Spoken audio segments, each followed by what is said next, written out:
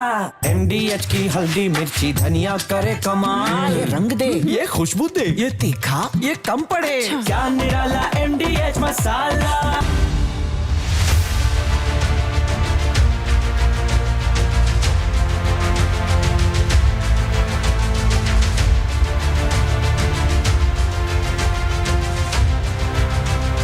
नमस्कार, आप देखना शुरू कर चुके हैं राष्ट्रीय हित सर्वोपरि। मैं हूं विवेक। राष्ट्रहित जिसका सीधा संबंध हमसे, आपसे, सबसे है, क्योंकि देश से बढ़कर कुछ नहीं होता, व्यक्तिगत विकास कुछ नहीं होता, व्यक्तिगत महत्वाकांक्षा कुछ नहीं होती। जो होता है वो सबसे जुड़ा होता है, सबके लिए होता है। एक बेहतर और ताकतवर नेतृत्व की बदौलत राष्ट्रीय हित सर्वोपरि के उद्घोष को हम मिलकर बुलंद करते हैं और यहां जाति और धर्म से ऊपर उठकर एक संकल्प होता है जो हमारे भारत को सर्वोपरि बनाता है। लेकिन कुछ लोग हैं जो इस संकल्प को तोड़ने की नाकाम कोशिश करते हैं। देश में रहने वाले चंद ऐसे गद्दारों के लिए जो झंडा है वो कपड़े का टुकड़ा हो सकता है, लेकिन हमारे लिए वो शौर्य है, शौर्य की पहचान है। देश के चंद गद्दारों के लिए अशोक चक्र एक निशान हो सकता है, लेकिन हमारे लिए जीवन की गतिशीलता का एक प्रतिमान है। नासमझों के लिए अशोक स्तंभ एक चिन्ह है, लेकिन नासमझों को यह मालूम नहीं कि प्रतीक पर हमला हर एक भारतीय पर हमला है। श्रीनगर की हजरत बल दरगाह में एक शिलापट पर जो उभरा हुआ अशोक स्तंभ था, उस पर कुछ राष्ट्रद्रोहियों ने हमला कर दिया, पत्थर मारे, निशान को मिटाने की कोशिश की, बॉर्डर पार बैठे अपने आकाओं को बताने की कोशिश की कि कश्मीर में वक्फ की बोर्ड पर उभरे राष्ट्रीय चिन्ह को पत्थर मारकर हमने भारत को सबक सिखा दिया। लेकिन महामूर्खों की फौज को कौन बताए कि भारत एक था, एक है और एक ही रहेगा।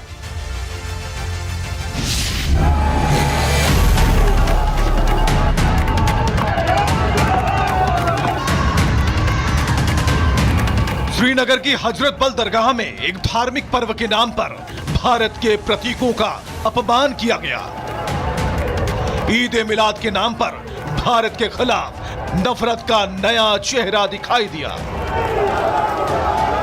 हजरत बल दरगाह जहां रिनोवेशन के बाद पहली बार अशोक चिन्ह लगाया गया था ताकि भारत की विरासत और गौरव का संदेश दिया जा सके, लेकिन ईद ए मिलाद के मौके पर कुछ लोगों ने बवाल किया। धार्मिक जुलूस के दौरान देश के प्रतीक को तोड़ा गया, अब शब्द कहे गए, आतंकी जैसा व्यवहार किया गया।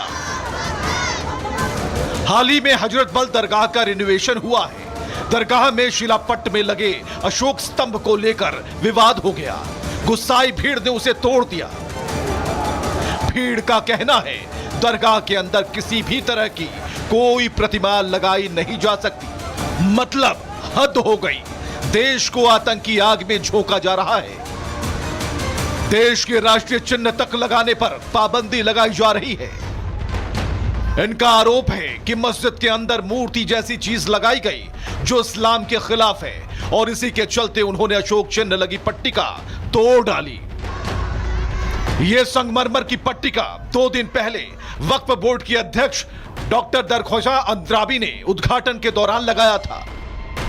देखिए, ये इंसिडेंट बहुत ही अफसोसनाक है और नेशनल एम्बलम को तोड़ना खुद के ये तो एक दहशतगर्दाना हमला है और एक सियासी पार्टी के गुंडे हैं। पूरे वर्ल्ड में देखिए, दरगाह शरीफ का वीडियो चल रहा था, वायरल चल रहा था और इनको ये दिल पे तीर चुभ रहे थे और ये तीर चुभने के बाद इनको लगा ये कैसे हम डाइवर्ट करें।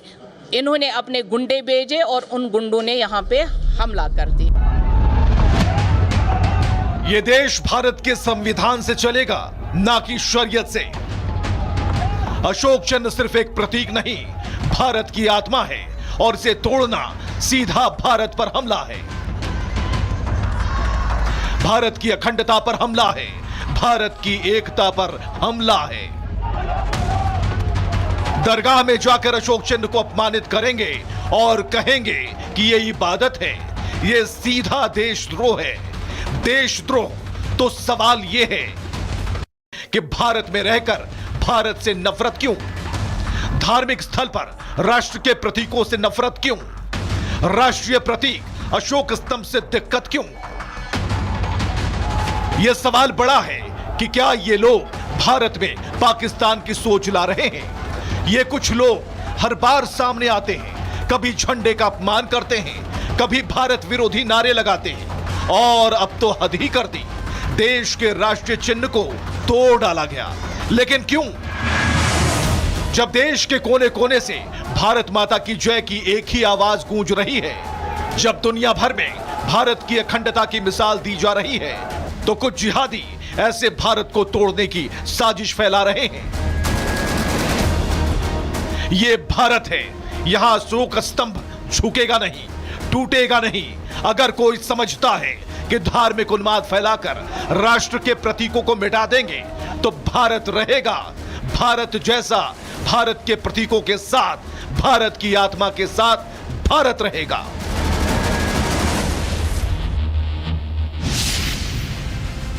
तो इस रिपोर्ट के बाद दो तस्वीरें हम आपको दिखाने जा रहे हैं।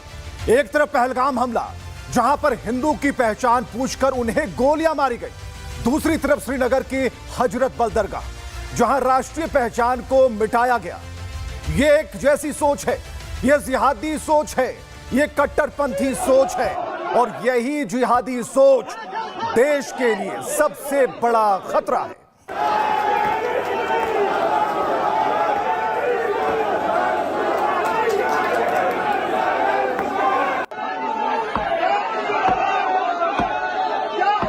पत्थरों की यह आवाज बता रही है कि किस तरीके से राष्ट्रीय पहचान पर हमला किया गया।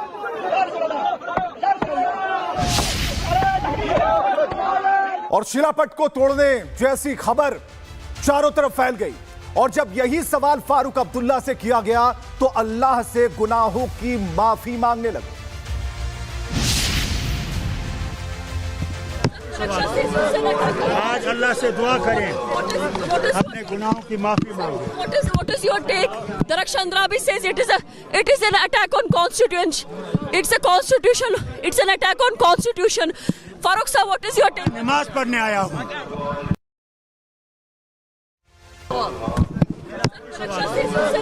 आज अल्लाह से दुआ करें, अपने गुनाहों की माफी मांगे। What is your take? Daraksh Andrabi says it is an attack on constitution. It's a constitution. It's an attack on constitution. Farooq sir, what is your take? नमाज पढ़ने आया हूँ। तो साफ तौर पर संविधान पर हमले की बात पूछी गई। यह हमला है संविधान पर, लेकिन उन्होंने कहा कि मैं नमाज पढ़ने आया हूं, कुछ नहीं कहूंगा। कुछ लोग कह रहे हैं कि दरगाह के अंदर किसी भी शिलापट और मूर्ति को लगाना मना है। तो ऐसे लोगों को भी वक्फ बोर्ड की अध्यक्ष ने जवाब दिया। इनको मुसलमान का मालूम भी है कि मुसलमान का मकसद क्या है, नबी अकरम सल्लल्लाहु अलैहि वसल्लम का फरमान क्या है। अपने वतन से मोहब्बत करो, हुब्बुल वतनी पहले इस्लाम की निशानी है। नबी अकरम सल्लल्लाहु अलैहि वसल्लम ने जब मक्का से हिजरत की मदीना मुनव्वरा की तरफ, तो उन्होंने मट्टी उठाई रुमाल में, क्योंकि वो हुब्बुल वतनी का सबक हमें दे के गए। ये कैसे बात करते? तो जो भी ऐसा कर रहे थे वो बॉर्डर पार अपने आकाओं को दिखा रहे थे, देखिए हमने भारत पर हमला कर दिया। लेकिन भारत एक है, भारत एक था और भारत एक रहेगा। ट्रंप की बात करते हैं, उनके टैरिफ की बात करते हैं, डिजिटल स्लेट की बात करते हैं। पूरी दुनिया में वो डिजिटल स्लेट को बस इसी एंगल से दिखा रहे थे, पूरी दुनिया को धमका रहे थे, बिल्कुल हिंदी फिल्मों के विलेन की तरह। अगर कोई हरकत की तो फिर अंजाम बुरा होगा। बिल्कुल उसी माफिक ट्रंप विकासशील से विकसित हो रहे भारत पर ट्रैफिक लगा रहे थे। 25 का पहाड़ा पड़ रहे थे, 25 से कम 25, 25 दूनी 50। यह भूलकर कि भारत अपनी दिशा खुद तय करता है, और हुआ भी कुछ ऐसा ही। भारत ने अपनी दिशा क्या बदली, ट्रंप की घबराहट शुरू हो गई, धड़कनें बढ़ गई। अब क्या होगा? ट्रंप को सोते जागते नया वर्ल्ड ऑर्डर दिखने लगा। और काफ अब सवाल है कि रूस कब आपके करीब था जो आपने खो दिया उसे, और भारत के लिए टैरिफ वाली आंख दिखाई जा रही थी तो भारत ने अपना रास्ता बदल लिया। लेकिन अमेरिका का डर जायज है, डर होना चाहिए, क्योंकि हमारे यहां सनातन में मानस भी कहती है, भय बिनु होत न प्रीति। देखिए,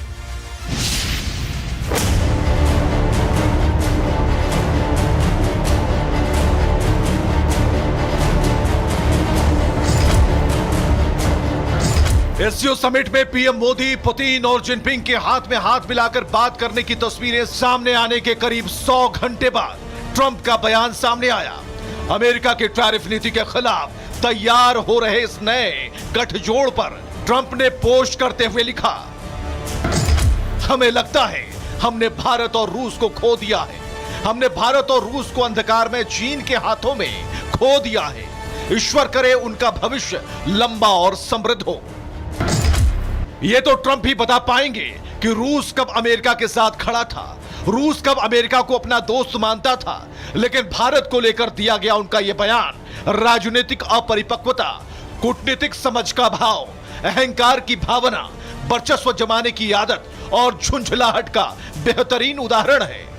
एटीट्यूड बहुत नेगेटिव है, एटीट्यूड बहुत ही सरेंडरिंग है कि आप खुद रिश्ते बिगाड़ के आप खुद ही ऐलान कर रहे हैं कि इंडिया जा चुका है किसी अलायंस में। यूएसए को समझना पड़ेगा कि अब मल्टीपोलर वर्ल्ड आ गया है। शायद उनको ये लगा था कि भारत को धमकाएंगे कि हम तुम्हारा टैरिफ बढ़ा रहे और भारत डर जाएगा, लेकिन भारत ने अपना स्टैंड रखा। आज वो बदला हुआ भारत है। वो भारत नहीं है कि पहले हाथ जोड़ के खड़े हो गए कि आप क्या कह रहे हो जी, बिल्कुल सही है, आप जो कह रहे हो मानते हैं हम। भारत ने ट्रंप के टैरिफ कार्ड की हवा क्या निकाली, अमेरिकी डिप्लोमेसी की लाइन लेंथ बिगड़ गई। ऊपर से एससीओ समिट में पीएम मोदी, पुतिन और जिनपिंग के साथ हंसते बात करते वे नजर आए तो भारत पर 50% टैरिफ लगाने वाले ट्रंप भड़क गए और भारत को खो देने की मुनादी कर दी। अब इस खो देने का मतलब क्या है, ये तो ट्रंप ही बताएंगे। लेकिन सवाल है, क्या ट्रंप का यह बयान भारत से दुश्मनी का ऐलान है? क्या ट्रंप भारत से दुश्मनी करने का जोखिम उठा सकते हैं? क्या ट्रंप अपनी जिद के लिए भारत को दूर कर सकते हैं? क्या ट्रंप को इस बात का डर है कि भारत का रुतबा बढ़ता जा रहा है? क्या ट्रंप भारत के विकास की रफ्तार से जलते हैं? क्या ट्रंप ने अपनी कूटनीतिक हार स्वीकार कर ली है? क्या ट्रंप टैरिफ वार छेड़कर अब पछता रहे हैं? और सबसे बड़ा सवाल कि क्या ट्रंप नए वर्ल्ड ऑर्डर से डर गए हैं? फिलहाल ट्रंप पशुपेश में हैं। उन्हें समझ नहीं आ रहा कि करें तो क्या करें। अपने सलाहकार की सुने, अपने विरोधियों की या फिर अपने मन की।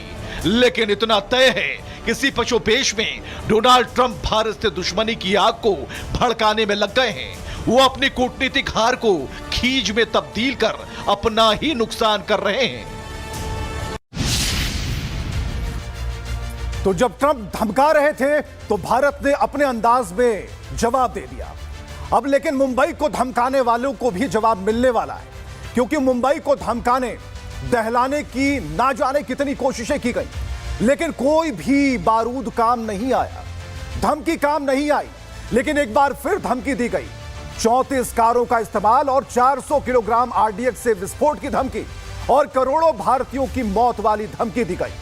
लेकिन मुंबई शहर के बारे में कहा जाता है कि शहर कभी सोता नहीं और मुंबईकर अपनी जमीन और सम्मान के लिए लड़ना जानते हैं। ऐसी कई फर्जी बातों के लिए भारत तैयार है, धमकियों के लिए तैयार है, क्योंकि हमारे लिए राष्ट्रहित सर्वोपरि है।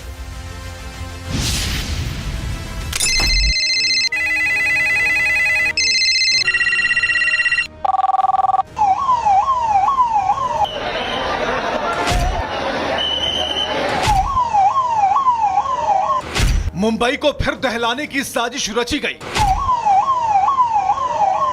26/11 जैसा हमला करने की धमकी दी गई।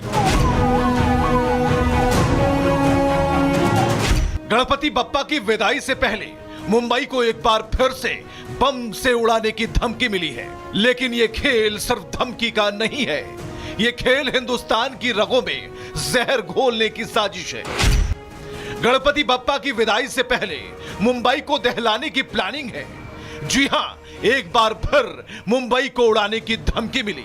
लेकिन इस बार साजिश में कुछ ऐसा है जिसने पूरे हिंदुस्तान की रूह को हिला दिया है। मुंबई ट्रैफिक पुलिस के व्हाट्सएप पर एक मैसेज आया और उस मैसेज ने भारत में मौत के सौदागरों की अगली चाल खोल दी। धमकी में कहा गया है 14 पाकिस्तानी आतंकवादी भारत में घुस चुके हैं। मानव बम ले जाने वाली 34 कारों का इस्तेमाल 400 किलोग्राम आरडीएक्स विस्फोट करने के लिए किया जाएगा, जिसमें 1 करोड़ लोग मारे जाएंगे। विस्फोट के बाद पूरा मुंबई शहर हिल जाएगा। धमकी में लश्कर-ए-जिहादी नाम के संगठन का नाम लिखा है। महाराष्ट्र में गणेश उत्सव सबसे बड़ा पर्व है। इस मौके पर शैक्षणिक संस्थानों में लंबा अवकाश रहता है। 10वें दिन जब विघ्नहर्ता की विदाई होती है तो मुंबई की सड़कों पर हजारों से लेकर लाखों लोगों की भीड़ अलग अलग क्षेत्रों से उमड़ती है। लेकिन इस मैसेज ने चिंता बढ़ा दी है। लेकिन यह सिर्फ धमकी नहीं, ये भारत को खुली चुनौती है, क्योंकि इन आतंकी दरिंदों ने लिखा है कि हम 1 करोड़ लोगों को उड़ा देंगे। गणपति विसर्जन से पहले इतनी बड़ी धमकी ने पूरे मुंबई पुलिस को सख्ते में डाल दिया है। एटीएस और मुंबई पुलिस अलर्ट पर है। देश की तमाम खुफिया एजेंसियां एक्टिव मोड में हैं। हर गली, हर चौराहा अब छावनी में तब्दील हो चुका है। गणपति बप्पा की विसर्जन यात्रा अब एक सुरक्षा चुनौती बन चुकी है।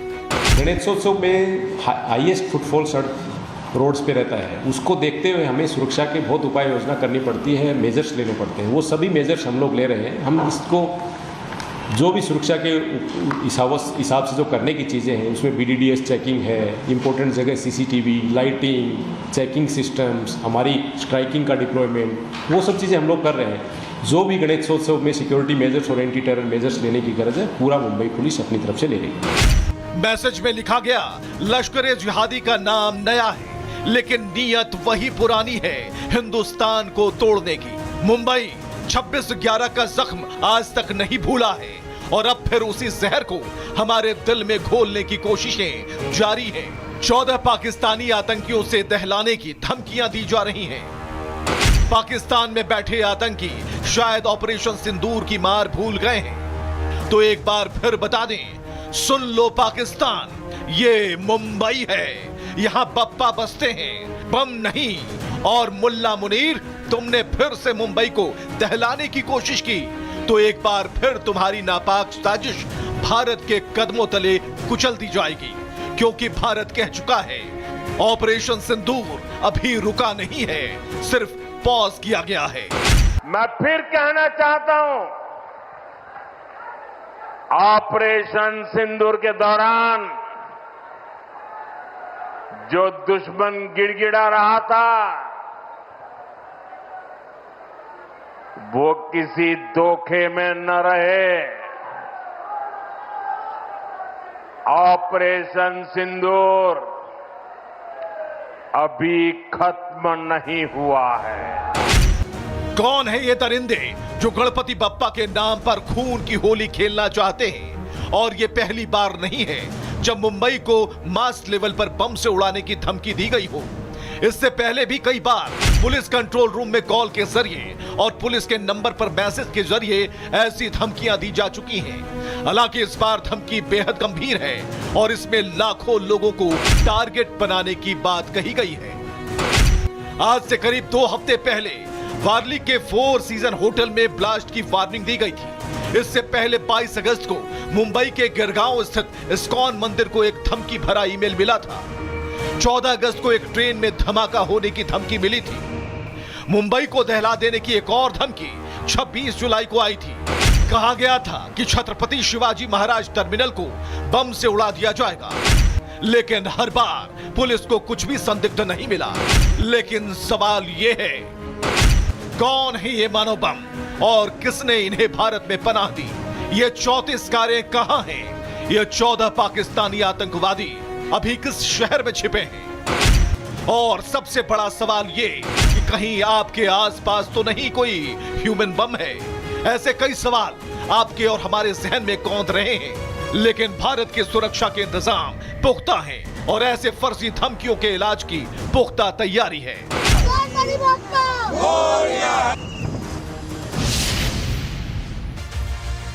तो भारत डरता नहीं, लड़ता है।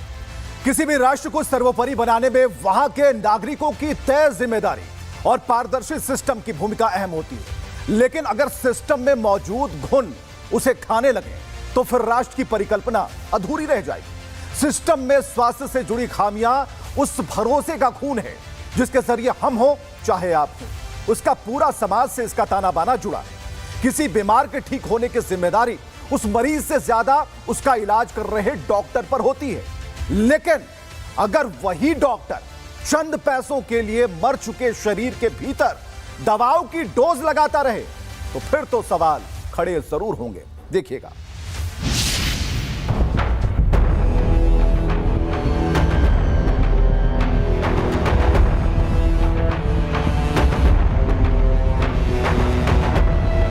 कैसे बचेगी जान जब डॉक्टर ही बन जाए हैवान? ये डॉक्टर है या मौत का सौदागर? मौत से मुनाफाखोरी डॉक्टर हैं या मानसिक रोगी? आपने एक्टर अक्षय कुमार की फिल्म गब्बर जरूर देखी होगी। इस फिल्म में अक्षय कुमार अस्पतालों की पोल खोलने के लिए एक ऐसे व्यक्ति का इलाज अस्पताल में कराते हैं जो मर चुका है। लेकिन फिल्म में कहानी बनाकर दिखाई गई एक एक तस्वीर आज उत्तर प्रदेश के सीतापुर में देखने को मिली। पैसे बनाने के चक्कर में प्राइवेट अस्पताल के डॉक्टर कमीशन खोर बन गए, दलाल बन गए। कुछ रुपयों के लालच में इंसानियत तक को तार तार कर दिया। घंटों तक मृत व्यक्ति का इलाज करते रहे। सीतापुर से आई तस्वीरों ने प्राणदाता कहे जाने वाले डॉक्टरों को कटघरे में खड़ा कर दिया। यहां के एक प्राइवेट अस्पताल पर ऐसा संगीन आरोप लगा है जिसने पूरे प्रशासन में खलबली मचा दी। अधिकारियों के हाथ पांव फूल गए। जिसने भी यह घटना सुनी कुछ देर के लिए सन्न हो गया। दरअसल सीतापुर के साई संजीवनी हॉस्पिटल में 5 घंटे पहले मर चुके व्यक्ति का इलाज किया गया। इलाज के नाम पर रुपए वसूले गए। परिवार का आरोप है कि अस्पताल ने गलत इंजेक्शन लगा दिया और मरीज बेहोश हो गया। 1 घंटे बाद होश आया तो किसी को पहचान नहीं पाए, जिससे कुछ देर बाद उनकी मौत हो गई। लेकिन इसके बावजूद भी डॉक्टर महंगे महंगे इंजेक्शन मंगवाते रहे और शाम तक मरे हुए मरीज का इलाज करते रहे।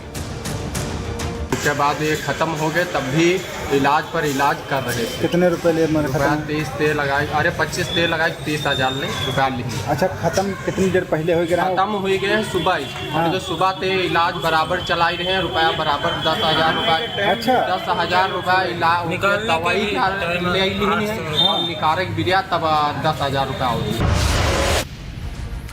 तो राष्ट्रीय सर्वोपरि में आज के लिए बस इतना ही। आप जहां रहें अपना ख्याल जरूर रखें और राष्ट्र की भावना को बढ़ाते रहें। जय हिंद।